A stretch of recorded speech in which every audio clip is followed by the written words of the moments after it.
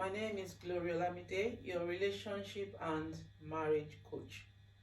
Thanks once again for joining me. If you haven't subscribed, consider doing that and remember to share as well.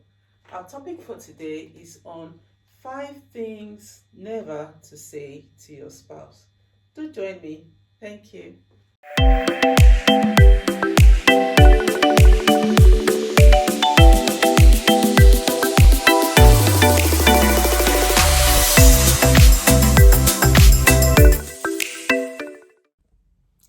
Hello, thanks once again for staying with me. I appreciate you as always. Today, our topic is on some toxic phrases never to use with your spouse. You see, we take one another for granted. Having been married for so many years, you start taking your spouse for granted and feeling like you can speak to them whatever way you feel like. But remember, they are flesh and blood and they have feelings, they get hurt as well. Sometimes we say things as a joke and we feel like they should just take it. It was a joke anyway. But remember, we all do not take things the same way. And some people feel like you say what you mean while joking. So there are people who take you more seriously at those moments when you say you are joking. So it's important to be mindful of things like this, as well as being mindful of the type of spouse you have. Because remember, personalities, we all have different personalities, and one person may take it lightly when the other person doesn't. Now, I'm going to share with you these phrases. There are so many more, as always, but I have decided to share only a few with you. Go ahead and do your own research and find out more. Specifically, find out what your spouse doesn't like and focus on the positives. Focus on the things you know they like, the words you know they love you to use, and actions they prefer. So the first one I'm going to share with you today is phrases like, if you loved me, then you do this. Why do we do that? Why do we feel we need to put our spouses or loved ones on trial? Why are we testing their love? And oftentimes people feel stuck because they are putting them in a position where they have to choose between you and maybe someone else. For example, I had a situation where someone felt that their spouse was making them choose between them and his own mom. That's a difficult thing to do to anyone, and a difficult place to be in. Why would you make your spouse feel that way? Why should they have to choose between doing something for you or their own mother? That's so unfair. Remember, before you came into the picture, the mother was there. She gave birth to him or gave birth to her. That's just one example. There are so many instances where people feel like their backs have been pushed against the wall and they have nowhere else to go but to push back. You're making them resist you. When they start to push back, they are resisting you. At that point, some people feel, well, do whatever you want to do. If you feel I have to choose between you and my parents, for example, then they call, they call the bluff and say, do whatever you want to do. Some have done that, while others have just walked away because it's a hard place, a very difficult place to be in, and it's so unfair. Put yourself in their shoes. Would you like it if they told you that? I'm sure you wouldn't like it. You wouldn't appreciate it. So that's a very toxic phrase, never to use with your spouse. Never put them in a difficult situation or position for that matter. The second phrase I'm going to share with you today is saying things like my ex would have. Oh, no, no, no, no, no. Never bring your ex into the picture. Your ex would have done what? What are you trying to say? If your ex was that perfect, why aren't you with them? If they were that perfect and they did everything well, then you should have chosen them in the first place.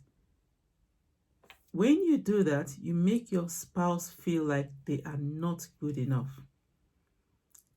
And that's not a good place to be in. It's a very, very toxic phrase to use in your home. And before you know it, if you are sensitive to the atmosphere in your home, you will begin to notice that you are creating a very negative atmosphere and your spouse become wary of you. If you keep saying, oh, my ex this, my ex that, unfortunately, some couples are having to live in environments like that, where they walk on eggshells because they know before they know what's happening, they are being compared with someone else. And they have that feeling of insecurity, which is not nice. You wouldn't like to feel that way. So never make your spouse feel that way as well. Point number 3, when you say things like, oh, you are so boring. I don't know how I'm even agreed to be with someone like you. Oh dear. That is terrible. That's not nice. Why would you say that to anyone? Some of you may hear this and wonder and say, really? Do people actually say that? Of course. As a relationship and marriage coach, these are some of the phrases I've heard people say they have used or said to their spouses. So I thought it would be nice to make a video about it in case there are people out there who do not know that it is wrong. So making this video is to help as many couples as possible. Instead of saying things like, you are so boring, you're giving them that feeling of rejection, like you never wanted to be with them in the first place. And you are regretting, you're making them feel like you are regretting the choice you made of being with them. Of course, sometimes things go sour. Things don't always work out the way you had thought by choosing your spouse. Maybe things have gone, south, and you're like, oh, how did I get here? Within you, sometimes people feel that way. How did I get here? Why did I make this decision? And lots of regrets. Let me tell you something. There's a reason why. We've heard this so many times. We have eyes in front of us and not behind us. Because regret doesn't make you achieve anything. It only weighs you down. It weighs you down and sucks out your energy. However, when you focus on the positives, look at the positives in that relationship. Look at the positive aspects of your spouse. What are those good areas, those good things, the things you once admired? Look at them, focus on them instead of spending all your time and energy regretting and wondering how you found yourself here. It's not helping you. It has never helped anyone, and it's not going to help you now. So if that's something you are constantly doing, it is time for you to take it out of your vocabulary and begin to look for new words, new phrases, new ways of affirming the relationship you have, new ways of expressing your concerns.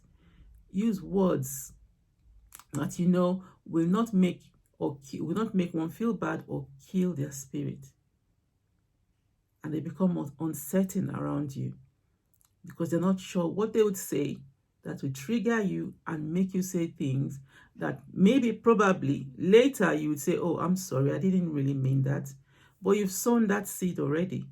So instead of putting yourself in a situation or position where you'd have to apologize for using the wrong words or phrases, catch yourself before you even say them, before you speak them. Catch yourself.